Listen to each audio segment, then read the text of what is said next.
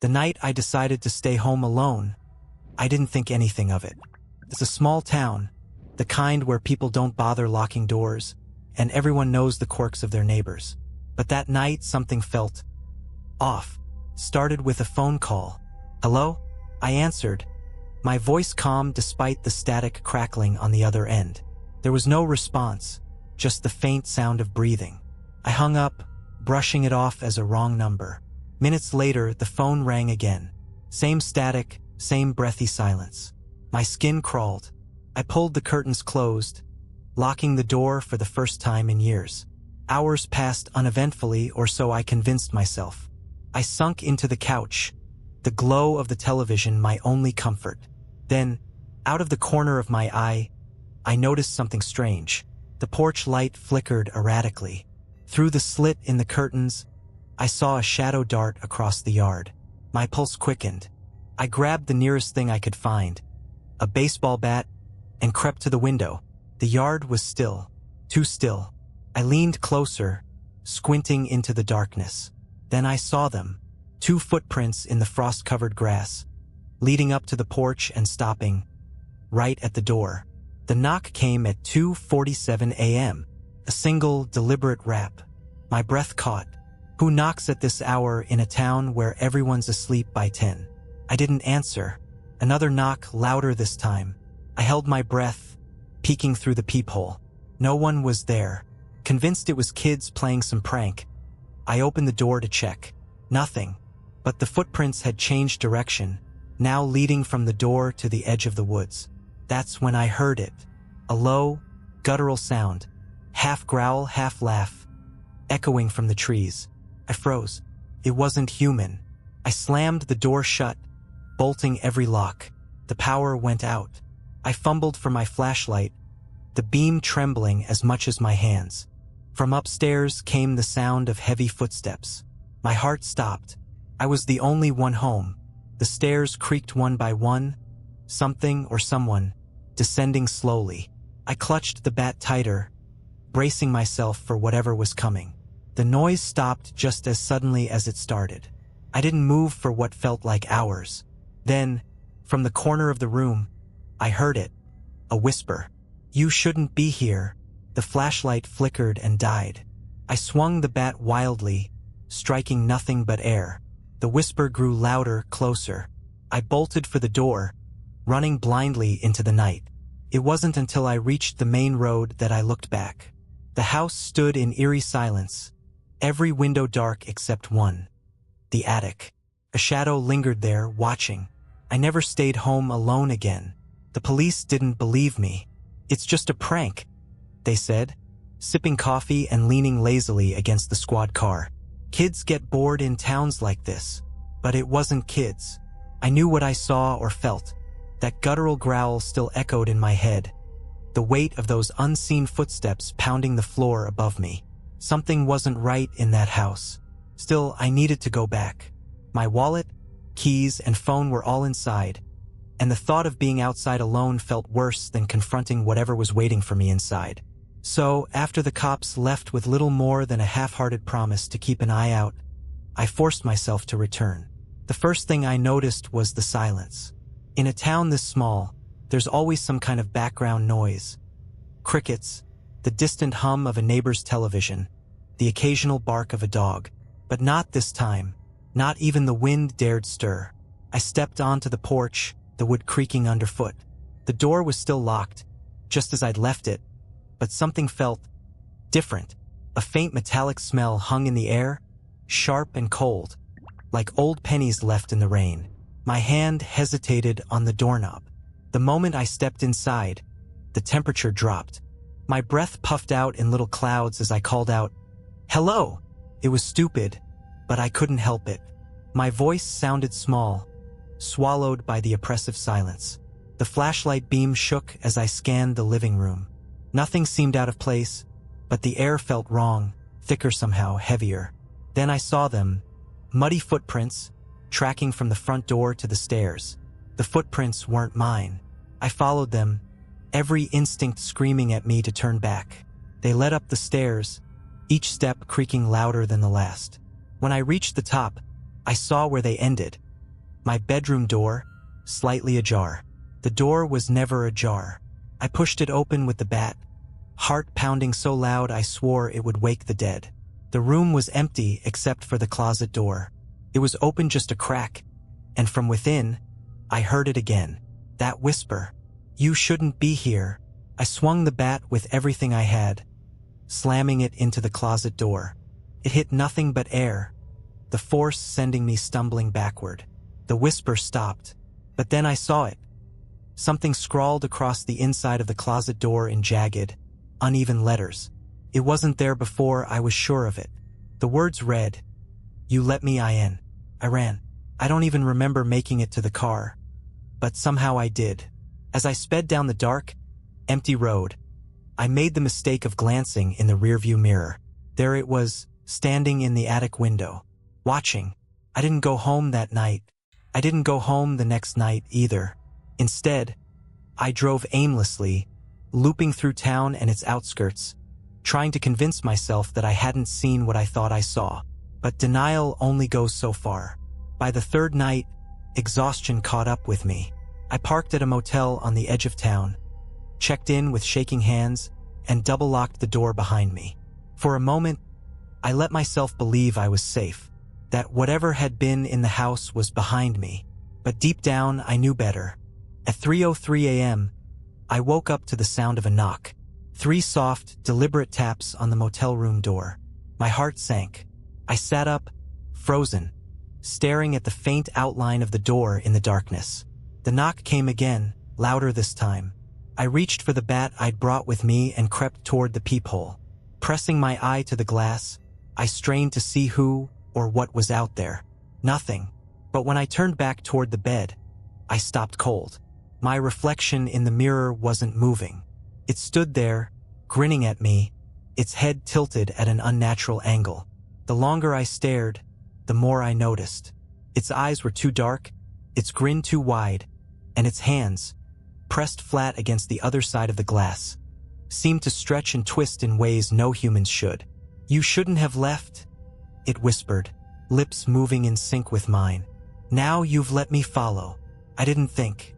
I swung the bat with all my strength, shattering the mirror into a spiderweb of cracks. Shards fell to the floor, glittering like razor blades in the dim light. But the reflection didn't disappear. Instead, it stepped forward out of the glass. I backed into the corner, clutching the bat uselessly as the figure loomed over me. It was me or some twisted version of me. Its face was mine, but its features were exaggerated, distorted like a funhouse mirror. It didn't walk. It glided closer, every movement unnaturally smooth. The air grew colder, heavy with that same metallic stench from the house. I swung the bat again, but it passed through the figure as if it were smoke. It laughed, low and guttural, the sound vibrating in my chest. "You can't run," it said, leaning in so close I could feel the ice in its breath. "You invited me." I don't remember much after that. Just flashes, sprinting out of the room, the cool night air biting at my skin, the echo of that voice chasing me down the highway. When I finally stopped running, I found myself parked outside the police station. I stumbled inside, rambling incoherently about reflections, whispers, and the thing in my house. The officers exchanged wary glances but humored me, promising to check it out. When they returned hours later, they told me the house was empty. No footprints, no broken mirrors, no sign that anyone had been there. I sold the house a week later. I didn't care about the loss, didn't care about the questions. I just needed to get away. But it didn't end there. Every so often, I catch a glimpse of it in the corner of my eye, my reflection, smiling when I'm not, still with me. And every night, I hear the whisper, "You shouldn't have let me in." Selling the house didn't change much. Sure, I left town, started fresh in a new city, and tried to pretend I'd imagined the whole thing. But deep down, I knew I hadn't. The whispers followed me. It started small, soft, fleeting murmurs when I passed by mirrors, too faint to catch the words. At first, I convinced myself it was nothing. Maybe the stress had finally cracked me. Maybe I needed therapy. But the whispers grew louder, sharper, impossible to ignore. You let me in. The first major incident happened a month after I moved. I'd just gotten home from work, exhausted and desperate for sleep. My new apartment was on the 3rd floor of an old building, and it still didn't feel like home. The air always seemed colder than it should be, and the shadows lingered too long in the corners. That night, as I stepped into the bathroom to brush my teeth, I noticed something strange. The mirror above the sink was fogged over, but I hadn't taken a shower. Slowly, letters began to form in the condensation, as if written by an invisible hand. "Do you miss me?" I staggered backward, my heart pounding in my chest. The mirror fogged again, the letters disappearing. But before I could react, another message appeared. I never left. Couldn't sleep that night. Every reflective surface seemed to be watching me. The television, the darkened windows, even the shiny toaster on the counter. I covered them all with sheets and towels, but the feeling didn't go away. It was like something was crawling beneath my skin, a constant, oppressive weight. 3:03 a.m., the knock came. 3 soft, deliberate raps on the apartment door. My stomach turned. I sat frozen on the couch, gripping a kitchen knife. The knock came again, louder this time, followed by a familiar voice. "It's me. Let me in." It was my voice. The words sent a chill racing down my spine. Slowly, I crept toward the door, peeking through the peephole. The hallway was empty, but the knock came again, this time from the window. I turned, heart racing. The curtains swayed as if a breeze had passed through, though the window was shut tight. My reflection in the glass stared back at me, lips moving even though I hadn't spoken. "You can't hide," it said, its grin widening unnaturally. "You let me in, remember?" The days blurred after that. Sleep became a distant memory, replaced by an endless cycle of paranoia and fear. I tried covering every mirror in the apartment, but it didn't matter. It appeared everywhere, reflected in puddles on the street, the glossy surface of my phone screen, even the faint sheen of my own shadow. One night I snapped. Armed with a hammer, I shattered every mirror, every reflective surface I could find. Shards littered the floor like glittering teeth, but the thing didn't disappear. If anything, it got worse.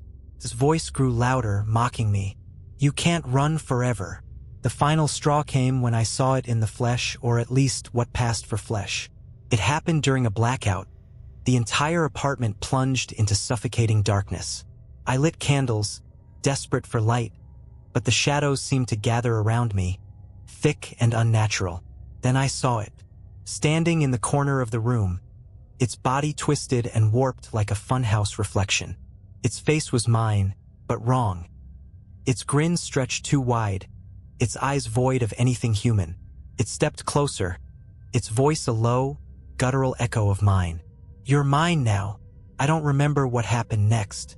All I know is that I woke up on the floor, the room trashed, and my reflection nowhere to be found. But the whispers are still there. Every night at 3:03 a.m., I hear them. "You shouldn't have let me in." And I know it's only a matter of time before it comes back. After that night, I stopped trying to live a normal life. I knew there was no escaping it. The whispers, the reflections, the thing that had taken on my face. It wasn't going away. Every time I closed my eyes, I felt it, lingering just beyond the veil of sleep, waiting for me to let my guard down. I stopped sleeping entirely. Coffee and energy drinks became my diet. But the more I stayed awake, the more it felt like the world around me was changing. Shadows moved in ways they shouldn't. Familiar faces on the street seemed wrong. People spoke to me, their words warped and distorted, as if coming from underwater. I was unraveling, or maybe the thing was unraveling me. A week after the blackout, I decided I couldn't stay in the apartment any longer. The walls seemed to pulse with a life of their own, and the air felt heavy, suffocating. I packed a single bag and drove, no destination in mind, just away. But as I drove, I noticed something strange. Every road seemed to loop back toward the apartment. The familiar landmarks of the town appeared again and again, no matter how far I went. The gas station, the diner, the old bridge. I passed them all 3, 4, 5 times. It was like the town was folding in on itself, trapping me. And then the car radio crackled to life, though I hadn't turned it on. "You can't leave," my voice said, distorted and mocking. "This is where you let me in." Panic set in. I slammed my foot on the gas, the engine roaring as I sped down the highway.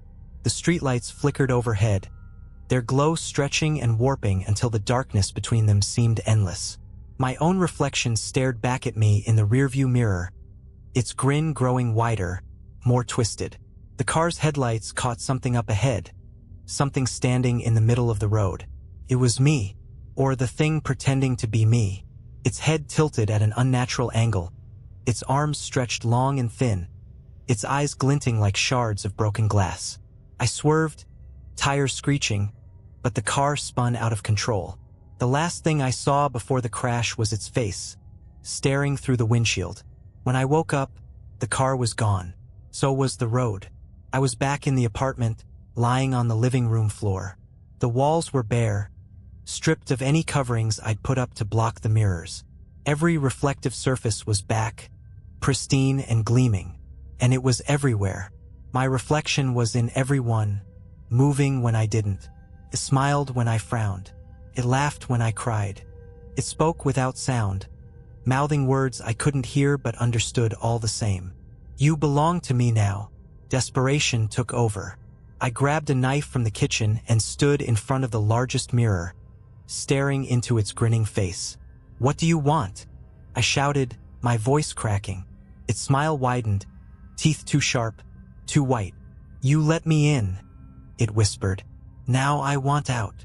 Before I could react, its hand shot through the glass, grabbing my wrist.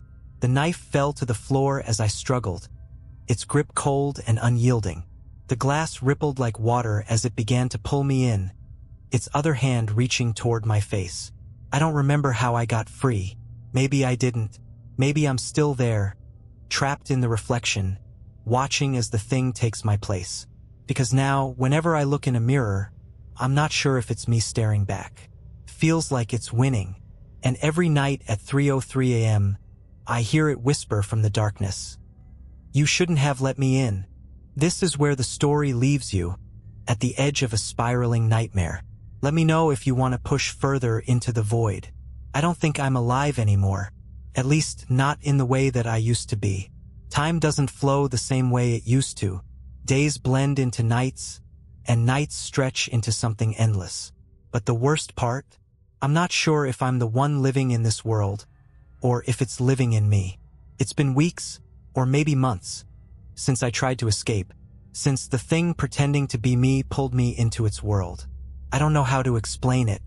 It's like I exist in the spaces between things now, the gaps between seconds on a clock, the tiny voids between light and shadow, and I can see it, always watching. At first, I thought it had left, that it had finally stopped haunting me. But then I started noticing things, little things, the way strangers would glance at me, their faces twisting into masks of unease before quickly looking away, the way reflections in windows seemed wrong. They lingered too long, smiling when I wasn't. And then the whispers started again. Only this time they weren't just in my head. They came from everywhere. From the flicker of the television, from the static hum of the fridge, from the rustling leaves outside my window. "You can't fight it," they said, in voices too familiar to be real. My voice, my mother's, even voices of people I hadn't heard in years. "You're already part of it." I decided to test it. I covered every reflective surface in the apartment again, hoping to starve it of its power. But no matter what I did, it found ways to creep in. The polished metal of a doorknob, the gleaming surface of a spilled cup of coffee. Once, I caught it in the black screen of my phone. My face, no, its face, stared back at me, but there was something new, something worse. His eyes weren't just dark anymore. They were filled with things, twisting, writhing shapes that moved too fast to follow. It was like looking into a storm. And then it spoke, its voice echoing in my head like 1,000 screams. "You'll never leave," it said, "because you're mine." The next night, it made its move. At exactly 3:03 a.m., I woke to find the apartment plunged into darkness. Not the usual kind of darkness, the comforting kind that comes with night. This was absolute. A void so complete it felt like I was suffocating. I reached for my flashlight, but it didn't work. Neither did my phone. I was blind, groping through the emptiness, until I felt it. A hand, cold and wet, brushing against my arm.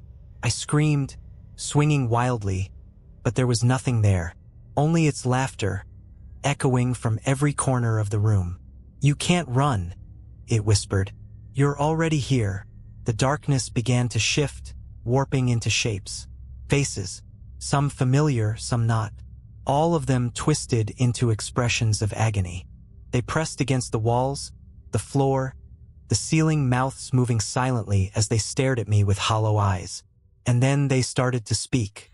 "She let it in," they said, their voices overlapping into a chorus of despair. "Now we're all trapped." I backed into a corner, heart pounding, as the faces melted back into the walls. The room went still, silent, but I wasn't alone. It was standing in front of me. This time, it didn't just look like me. It was me. Same face, same clothes, same terrified expression. But its movements were wrong, jerky, and unnatural, like a puppet on broken strings. It leaned in close, so close I could feel its icy breath on my skin. "You can't fight me," it said, its grin splitting impossibly wide. "Because I am you." And then it reached out, placing its hand on my chest. Pain shot through me, sharp and searing, as if it was tearing something out of me. I screamed, but no sound came out, just silence. When it pulled back, I saw what it had taken.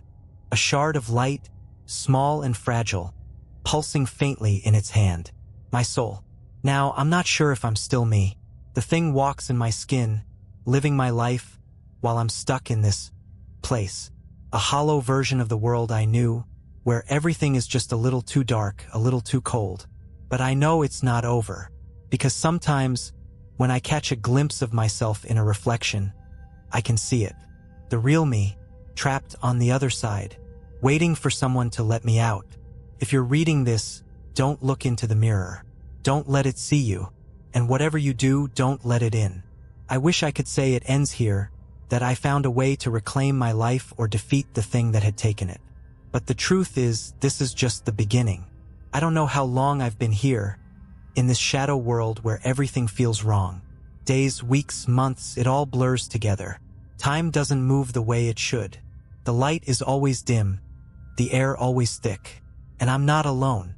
There are others, people like me, shadows of the living trapped in this place between places. They wander aimlessly, their faces blank, their eyes hollow. Sometimes I try to talk to them, but they don't respond. I'm not sure they can. Maybe they've been here too long. Maybe they've forgotten what it means to be human.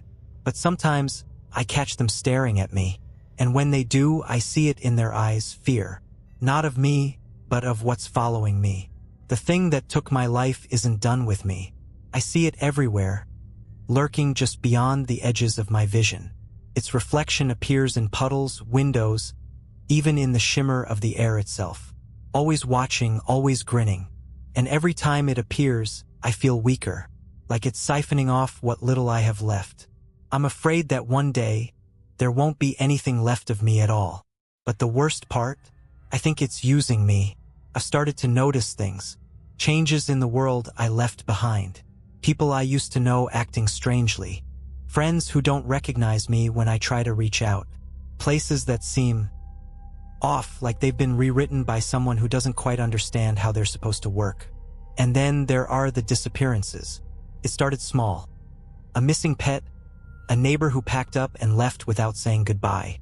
But now it's happening more often. Whole families vanishing overnight. Their houses left empty. Their names erased from memory. I think the thing is taking them, and somehow it's using me to do it. The first time it happened, I didn't understand what I was seeing. I was walking through this shadow world, lost in my own despair, when I felt it. A pull, like a string tied to my chest, yanking me towards something unseen. I followed it, unable to resist, until I found myself standing in front of a house I didn't recognize. Through the windows, I could see a family inside. A man, a woman, 2 kids, eating dinner, laughing, living their lives. And then I saw it. My reflection, standing in their mirror, grinning at me from the other side. It stepped out of the mirror and into their world. And when it did, the house went silent. The lights flickered. The air grew heavy, oppressive. I tried to scream, to warn them, but my voice didn't carry. All I could do was watch as the thing moved through their home, one by one, pulling them into its grasp. When it was done, the house was empty. The family was gone, and I was left standing in the dark, feeling their absence like a hole in my chest. This happened 3 more times since then. Each time, the pull grows stronger, the thing's power more overwhelming. I think it's feeding on them, on their fear, their lives. And with each life it takes, I feel myself slipping further away. I don't know how much longer I can hold on. But there's one thing I know for sure. I'm not the only one it's using. I've seen others like me, trapped in the shadows, tethered to the thing that stole their lives. They move like ghosts, their eyes haunted, their bodies bent under the weight of what they've become. And sometimes, I see them in the real world, their reflections moving just out of sync, their voices echoing with something alien. They're its servants, its tools, just like I am. But I won't let it have me. Not completely.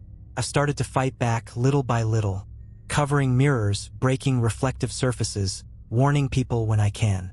It's not much, but it's something. And maybe, just maybe, if I can find a way to stop it, I can find a way to free myself and everyone else it's taken. Because if I don't, I know how this ends. It doesn't just want me. It wants everything. I've been searching for answers.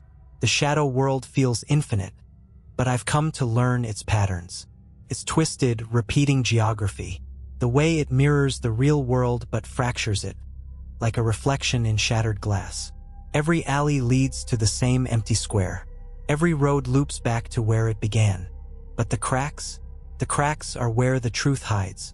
That's where I've been going, into the fractures, the places where the shadow world buckles under its own weight. They're rare, hard to find, but when I do, I see glimpses of something deeper. And I think I know what the thing is. It's not just a monster. It's not just some shadowy parasite that clings to the edges of reality. It's bigger than that, older. It's a concept, a force that thrives on invitation. The moment you acknowledge it, see it, fear it, believe in it, you're caught. That's what happened to me the night I looked into the mirror and didn't look away. That's when I let it in. And now it's spreading. Through me, through others it's claimed, and through those it takes. It's building something. A kingdom, a prison, a machine, I don't know. But I can feel it growing, layer by layer, with every new victim it consumes. I found others like me, people trapped in this liminal space, walking the edges of existence. Most of them are too far gone, their minds unraveling in the endless dark. But a few still fight, clinging to fragments of themselves. We don't trust each other, not fully. How could we? Any one of us could already be a puppet, another reflection waiting to betray the rest.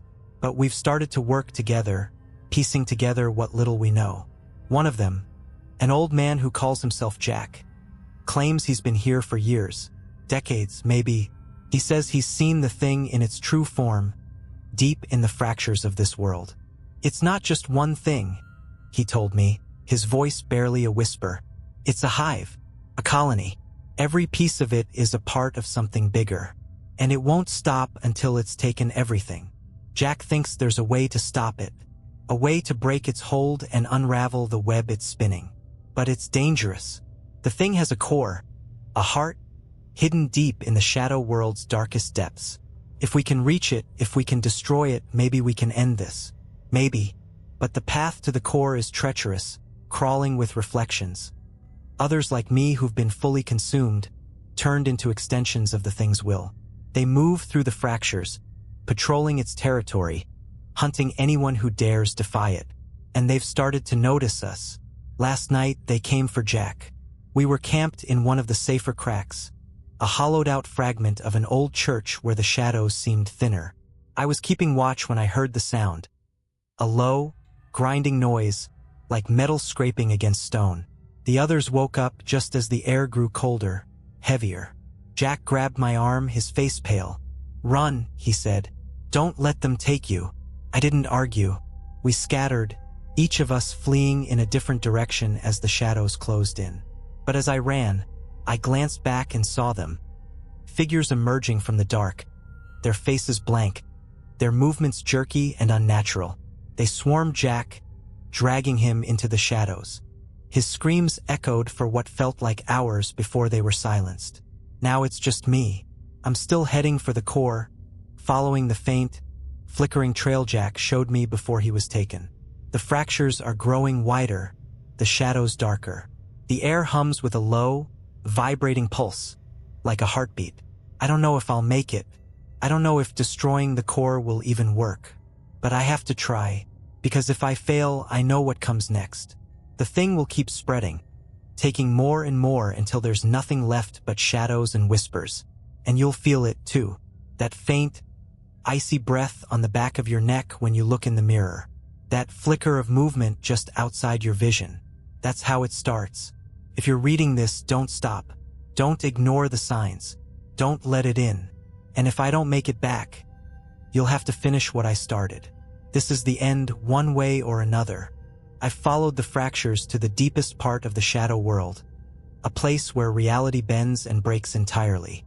The air here is thicker than water, heavy with a metallic taste that burns my throat. Shadows writhe around me, alive and watching, but they don't attack. They know why I'm here. They're waiting. Ahead of me, the core pulses with an unnatural light, a massive orb suspended in the void. It's not solid, not entirely. It shifts and churns like smoke and liquid, swirling with glimpses of faces, eyes, and mouths that scream silently. Every beat of its light sends waves of cold through me, each one weaker than the last. I feel it pulling at me, tearing at the edges of my mind, but I keep moving. This is where it ends. As I get closer, the reflections appear. Dozens of them stepping out of the void. All of them are me or versions of me. Some look normal, others distorted, their faces twisted into grotesque parodies of my own.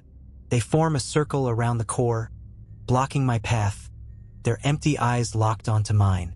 "You don't have to fight," one of them says, its voice a perfect echo of my own. "You can stay here with us, be part of something greater." I grip the knife tighter, my fingers trembling. "I'm not staying," I say, my voice steady despite the fear coursing through me. "And I'm not letting you take anyone else." The reflections tilt their heads in unison, their movements synchronized, like puppets on a single string. "You think you can stop us?" another asks, its grin stretching impossibly wide. "You're already part of us. You always have been." They rush me. It's chaos, dozens of versions of myself lunging from every direction, their hands clawing, their mouths twisting into silent screams. I swing the knife wildly, slicing through their smoky forms, but for every one I destroy, two more take its place. I stumble, falling to my knees as they close in. Their hands grip my arms, my legs, dragging me toward the core. Its light grows brighter, blinding, and I feel its pull stronger than ever. "You belong to us," the voices say in unison, echoing through the void. "You let us in. You can't fight what you've already become." But I do. With a surge of strength I didn't know I had, I wrench free, plunging the knife into the core. The world explodes in light and sound, a deafening roar that drowns out everything else. The reflections scream, their forms dissolving into smoke as the core convulses, cracks spreading across its surface. "You can't destroy us," the voices say, weaker now, fragmented. "We are everywhere. We are you." But the cracks grow wider, the light inside blazing brighter and brighter until it consumes everything. The reflections vanish, the shadows retreat, and then silence. When I wake up, I'm lying on the floor of my apartment. The air is still, the world quiet. Sunlight streams through the windows, warm and real. For the first time in what feels like forever, there are no whispers, No shadows lurking at the edges of my vision. I stumble to the bathroom, hesitating before looking into the mirror. My reflection stares back at me, normal, unbroken, human. I smile. It smiles back. It's over. Or at least that's what I tell myself. But sometimes, late at night, I still feel it. That faint, icy breath on the back of my neck. And I wonder if it's really gone, or if it's just waiting for someone else to let it in. Did you like these stories? Write in the comments. And please write what you didn't like. It will be useful for me to know your opinion. And I will improve my work. Thank you. Subscribe to my channel and click the bell so as not to miss new stories. I try for you.